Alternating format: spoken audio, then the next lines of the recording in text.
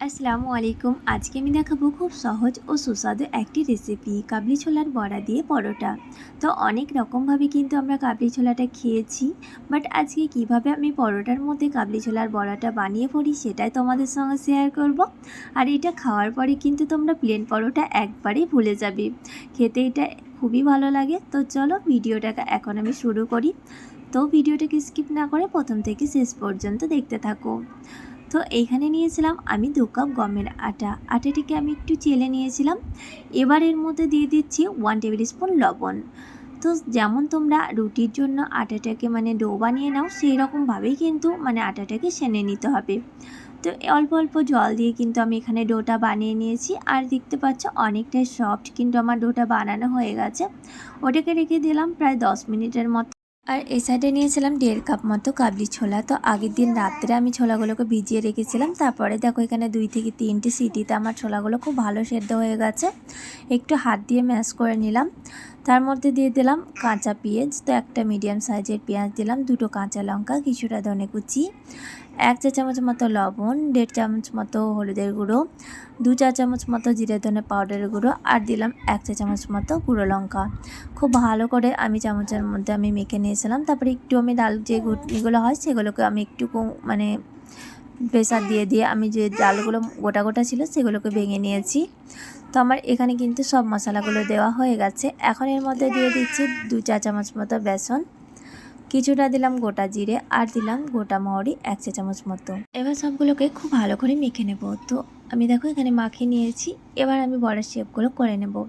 তো রাউন্ড বা লম্বা তোমরা যেমন পছন্দ করবে সেরকম কিন্তু শেপটা করে নেবে। তো একটু আমি এখানে ডিমের শেপটাই করেছিলাম। তো এখানে আমার শেপগুলো করা হয়ে গেছে। আর এখানে আমি প্যানের মধ্যে দিয়েছিলাম কিছুটা সর্ষের তেল। তেল কিন্তু এখানে বেশি লাগবে না, যেহেতু এই বড়াতে যদি বেশি তেল হয় তাহলে কিন্তু বড়াগুলো ভেঙে যাবে। তো অল্প তেলেই কিন্তু বড়াগুলোকে সেঁকে নিতে হবে। তো অল্প অল্প করে আমি আঁচটাকে দিয়ে বড়াগুলোকে খুব ভালো করে সেঁকে নিয়েছিলাম। তো এক সাইডটা আমার হয়ে গেছে, দ্বিতীয় সাইডটাও আমি পাল্টিয়ে দিলাম। এরকমভাবে কিন্তু লাল লাল করে বড়াগুলোকে ভেজে নিতে হবে। একটু আমি ঢেকে রেখে দিলাম। এরকম ঢেকে ঢেকেই কিন্তু খুব অল্প আঁচে কিন্তু বড়াগুলোকে সেঁকে নিতে হবে।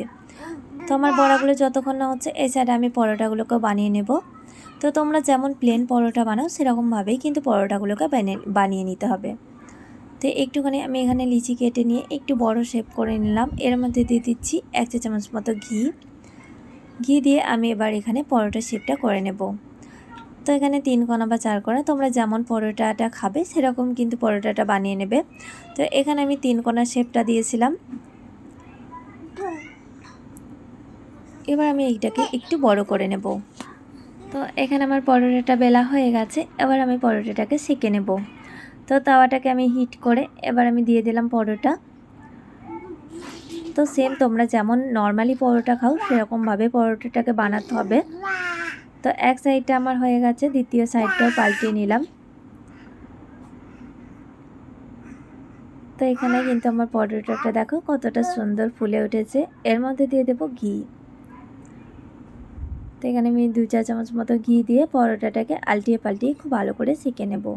এখানে আমার পরোটাটা কিন্তু সেঁকা হয়ে গেছে। এখন যে বড়াটা বানিয়ে রেখেছিলাম সেটা দিয়ে দেবো। তো এখানে আমি 2টো বড়া কিন্তু দিয়ে দিয়েছি। এবার এটাকে মুড়ে নেব। তো দেখো আমি কিন্তু এখানে পরোটাটা মুড়ে নিয়েছি। সেম প্রসেসে কিন্তু আরও পরোটাগুলো বানিয়ে নেব।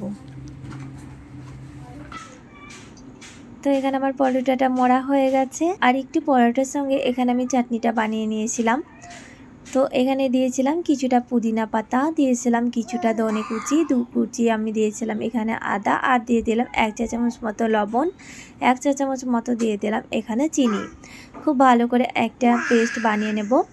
আর এই সাইডে দেখতে দেখতে দেখো আমার পরোটাটাও কিন্তু বানানো হয়ে গেছে। আর এখানে চাটনিটাও কিন্তু আমার রেডি হয়ে গেছে।